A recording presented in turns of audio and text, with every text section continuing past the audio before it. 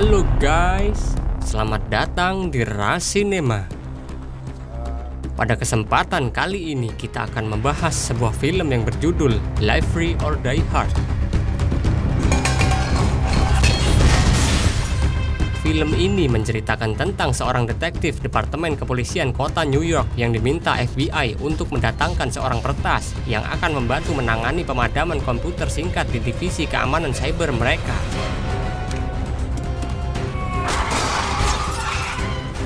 Tanpa basa-basi lagi, langsung saja kita simak alur ceritanya.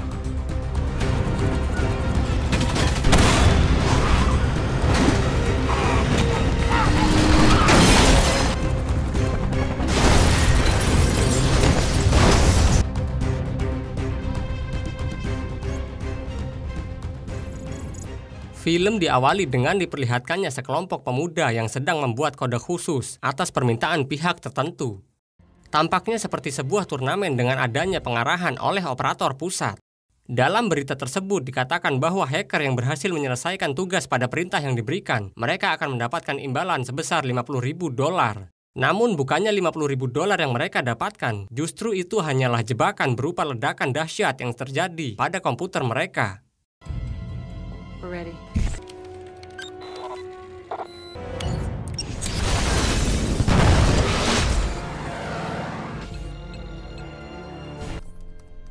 Lalu kita diperlihatkan seorang hacker yang bernama Matthew Farrell. Mungkin dia juga akan mendapatkan hal yang sama. Di sisi lain, di kantor divisi keamanan cyber FBI Washington DC, saat di tengah kesibukan mereka tiba-tiba saja semua komputer mendadak off, yang mana hal ini diretas oleh seorang wanita yang bernama Maylin.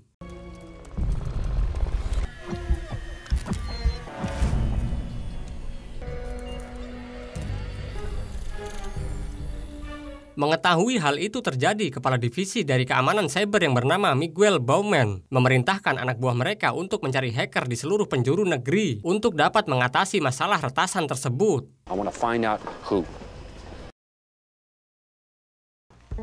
Kemudian cerita berpindah ke lain tempat, di mana terlihat sepasang kekasih yang sedang asik di dalam sebuah mobil. Wanita itu bernama Lucy McLean dan pacarnya, Jim. Saat di tengah-tengah kesibukan mereka, tiba-tiba datang seorang pria yang melerainya. Pria itu ternyata adalah ayahnya Lucy yang bernama John McLean. John tidak ingin putrinya disakiti, namun ternyata Lucy dan ayahnya tidak begitu akrab. Bahkan Lucy memarahi ayahnya karena ayahnya terlalu super protektif. And this guy's what? You're... How about stuff like this? You spy on me. You are such an asshole. Lucy. Wait, Lucy. Lucy. Dan tidak lama kemudian, John mendapat sebuah panggilan bahwa dia ditugaskan untuk mencari salah seorang hacker yang bernama Matthew Farrell untuk membantu melawan peretasan yang telah terjadi di kantor FBI. Ternyata John ini adalah seorang detektif senior dari FBI Amerika Serikat. It's Sclavino. Last name Farrell. Escort him to the Hoover Building in D.C. The kid's a high-value subject. I don't know.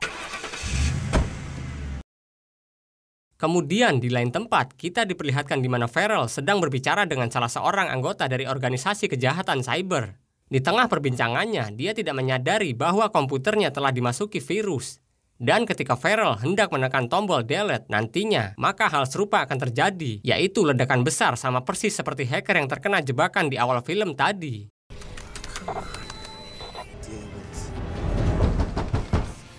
Tetapi, untungnya nasib Farrell berbeda. Saat dia hendak menekan tombol delete, tiba-tiba saja ada yang datang mengetuk pintu kamarnya. Who is it? NYPD. Open the door. Sementara itu, di sisi lain, kita diperlihatkan beberapa anggota dari organisasi kejahatan cyber akan melakukan plan B, yang mana ketika komputer hacker tidak bisa diledakkan, maka mereka akan membunuhnya secara langsung dengan tembakan senjata dari jarak jauh.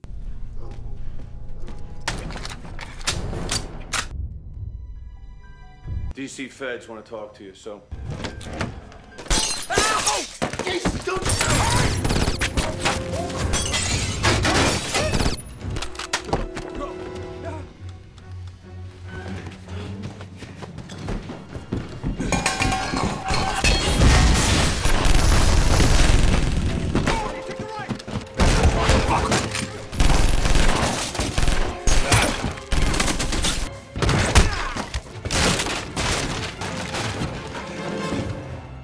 run.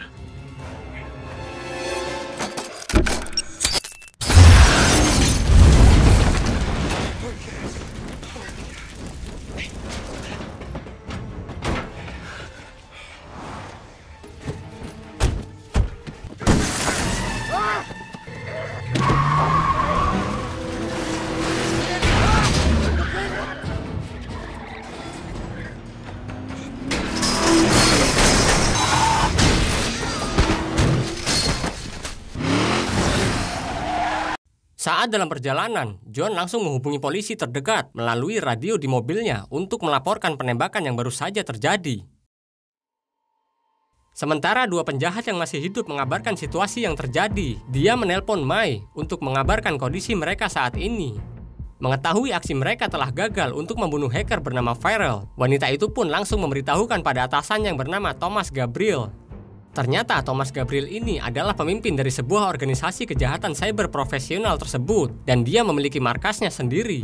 Selain itu juga dia memiliki banyak pekerja profesional baik di bagian internal maupun eksternal dan dia juga didukung dengan berbagai peralatan lengkap. Bahkan dia sempat memerintahkan sebuah helikopter untuk langsung melacak dan mengikuti Farrell saat proses pelariannya. Sementara tim lainnya terlihat sedang meretas sistem kendali lalu lintas di Washington, yang mana hal ini akan membuat kekacauan transportasi. Begin stage 1.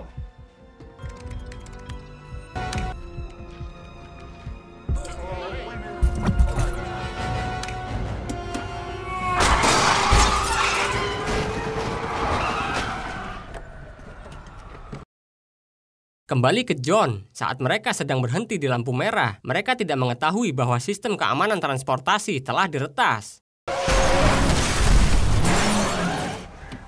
Hey, man. All the lights are green. Lalu John pun memutuskan untuk membawa Farrell berjalan kaki menuju kantor FBI. Tidak merasa puas sampai di situ, kawanan Gabriel ini meretas jalur kereta. Selain itu juga, FBI mendapat informasi tentang kerusakan sistem komputer mereka. Mereka juga meretas saluran air dan jaringan telekomunikasi setempat. Bahkan Gabriel meretas untuk membunyikan alarm bahaya dalam gedung tersebut sehingga membuat semua orang keluar dengan panik.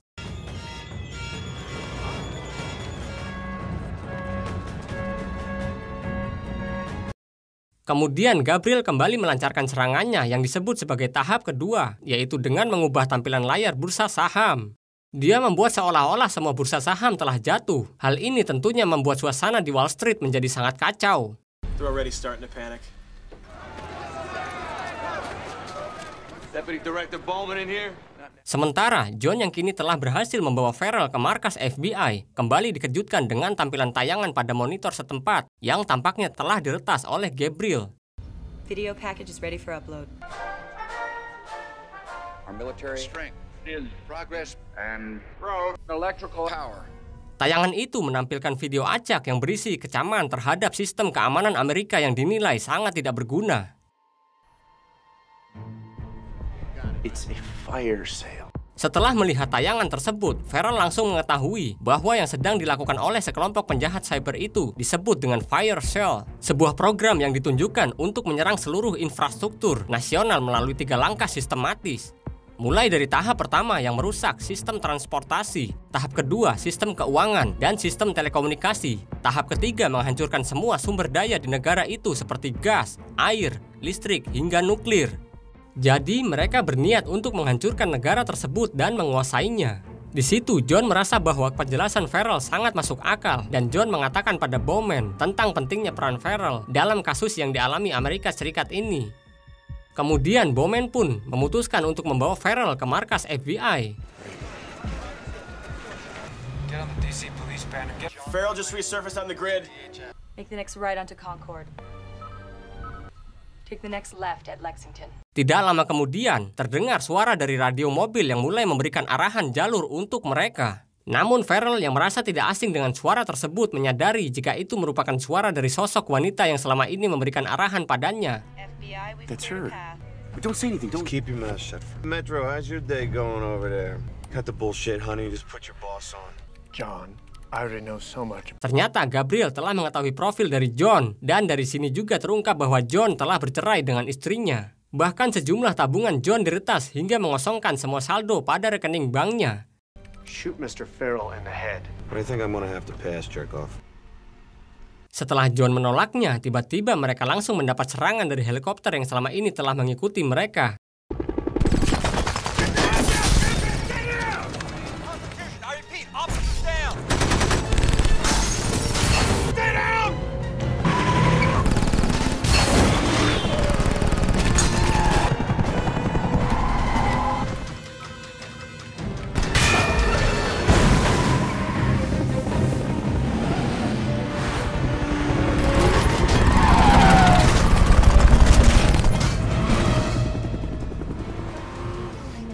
Namun Gabriel yang tidak tinggal diam, dia pun meretas terowongan tersebut. Dia lalu membuka dua arah jalur yang berlawanan hingga membuat tabrakan yang luar biasa.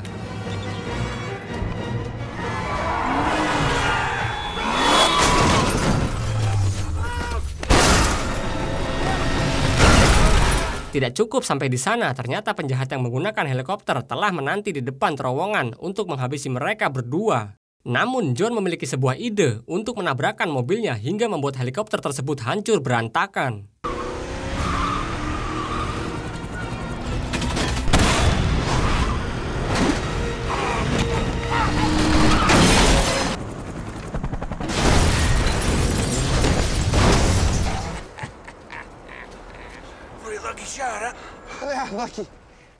Kemudian salah seorang pembunuh tadi yang bernama Ren selamat dari tabrakan helikopter. Dia memberikan laporan kepada Gabriel bahwa John dan Farrell telah tewas di tempat. Kemudian Gabriel kembali melanjutkan aksinya dengan tahap ketiga, di mana kali ini dia hanya memerintahkan timnya untuk masuk ke ruang server FBI dengan tujuan untuk mendapatkan semua data penting dari negara tersebut.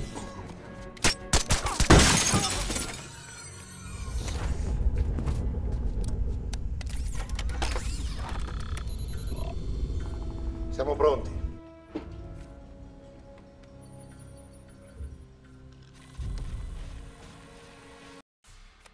Tidak hanya itu, dia juga meminta Mai untuk menyamar menjadi anggota FBI dan menuju ke lokasi yang telah ditentukan. Kemudian Gabriel juga meretas semua stasiun televisi dengan menampilkan cuplikan video gedung putih yang tiba-tiba hancur oleh ledakan dahsyat.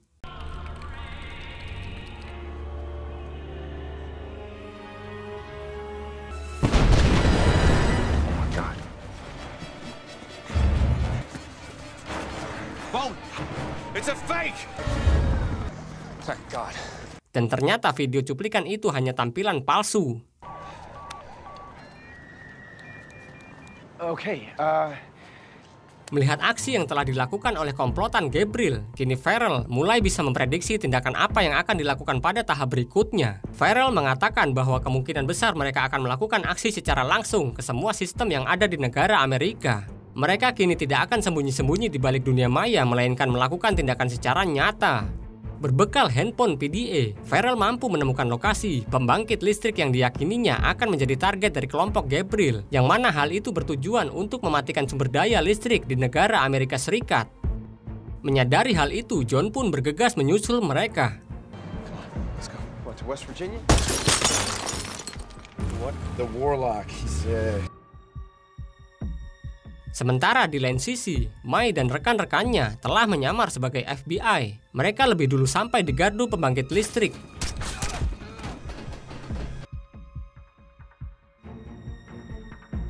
Saat John dan Farrell sampai di tenaga pembangkit listrik tersebut, dia langsung disambut dengan perkelahian menggunakan senjata api. We got company. It's not like they're...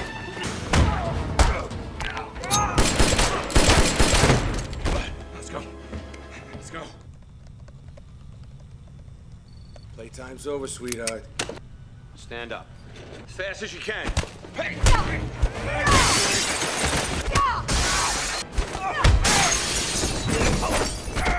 Lalu John menggunakan sebuah mobil untuk menabrak Mai dan menghempaskannya ke dasar lift. One last door to open.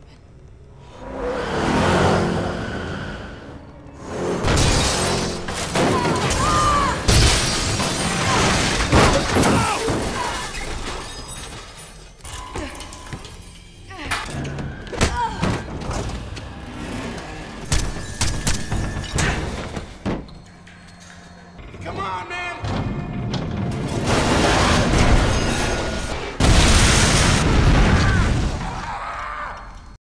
Just lock him out? I'm not sure. Hang on. Something's up. It's an E-bomb. Why? Talk to me. What's going on? Your fire sale's over. Gabriel yang menyadari bahwa May telah tewas dibunuh oleh John, dia memerintahkan anak buahnya untuk mengalirkan semua gas dari pipa bawah tanah untuk mengarahkan ke lokasi John. Fine. Please, no. Di sisi lain, Bowman mampu mengungkap siapa di balik kejahatan cyber yang luar biasa ini. Ternyata pelakunya adalah Thomas Gabriel, yang ternyata Gabriel ini adalah rekan kerja lamanya Bowman yang pernah menjabat sebagai kepala programmer pada divisi keamanan cyber FBI Amerika Serikat. Gabriel dipecat dari jabatannya dan dibuang begitu saja. Alasannya adalah karena Gabriel memberikan protes keras pada pemerintah tentang sistem keamanan negara yang masih sangat lemah. Namun protesnya tersebut diabaikan oleh pemerintah dan berujung pemecatan pada dirinya. We got a pretty serious problem. Sending the gas lines here.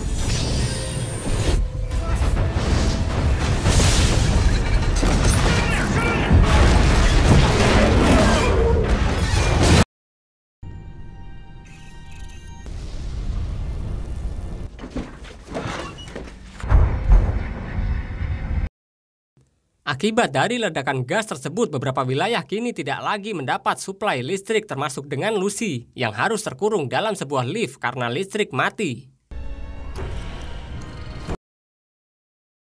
John dan Farrell yang sempat menyelamatkan diri dari ledakan tersebut. John akan menggunakan helikopter untuk menuju ke tempat seorang hacker yang bernama Frederick Kaludis atau Warlock yang merupakan teman dari Farrell dan diyakini akan menjadi satu-satunya orang yang bisa membantunya dalam kasus kali ini.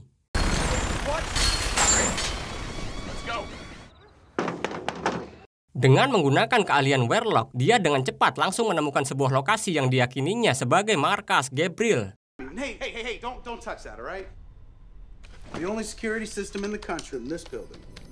Over here in Woodlawn. Sementara Gabriel yang menyadari bahwa adanya pihak hacker yang telah masuk ke dalam sistemnya, langsung memerintahkan bawahannya untuk menemukan siapa sosok tersebut. Gabriel pun mengetahui bahwa adanya John dan Farrell. Dia langsung mengancam John, yaitu dengan cara memperlihatkan kondisi Lucy yang sedang terkurung di dalam lift.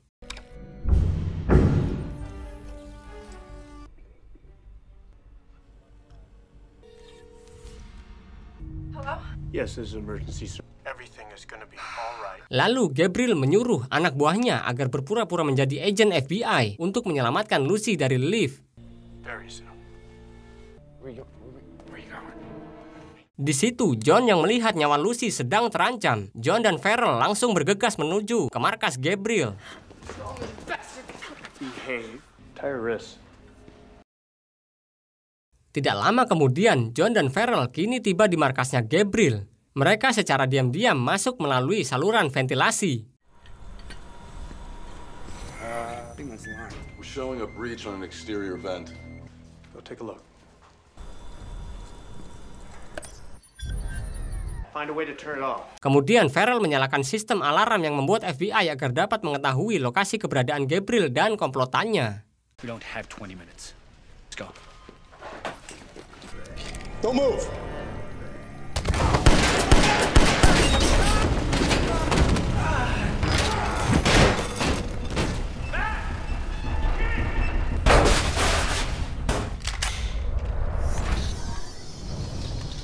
Russo, check in. Get all that?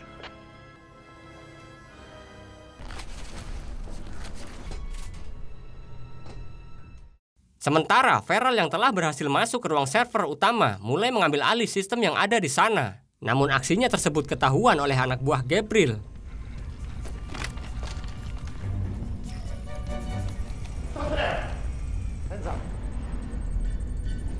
We have a problem.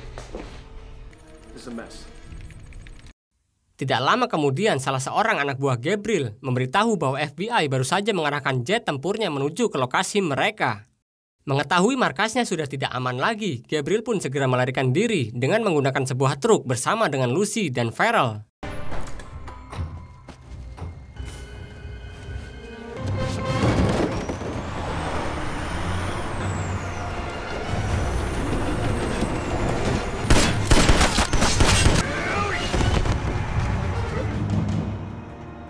Sementara itu, Bowman sedang berada dalam perjalanan bersama beberapa anggota FBI menggunakan helikopter untuk menuju Woodland.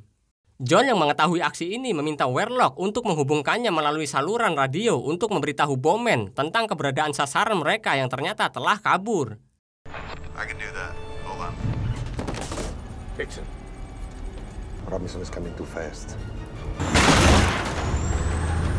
Namun sayangnya Gabriel mengetahui aksi John hingga dia mencoba meretas radio yang ada di jet tempur dan memerintahkan agar pilot jet tempur tersebut menargetkan sebuah truk yang dikendarai oleh John. Copy that. AV-81 engaging.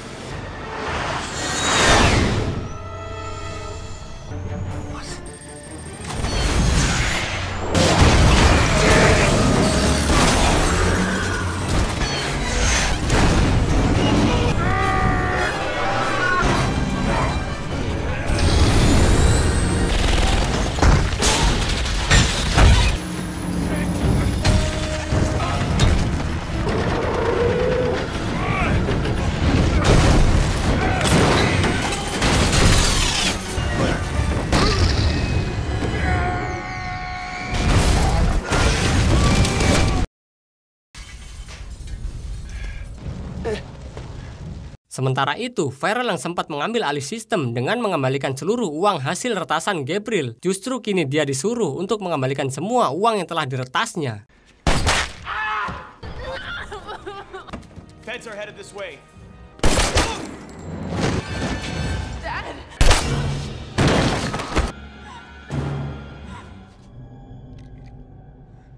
Dan sialnya John tertembak oleh anak buah Gabriel yang lain, membuatnya kini justru disekap.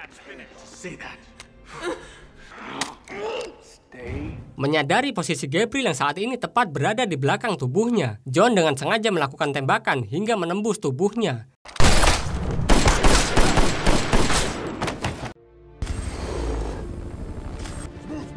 Dan tidak lama setelah itu, tim FBI pun datang dengan membawa pertolongan. Dan di akhir film, diperlihatkan Farrell yang sedang dirawat oleh tim medis. Lalu John menghampirinya dan mengucapkan terima kasih karena telah menyelamatkan Lucy.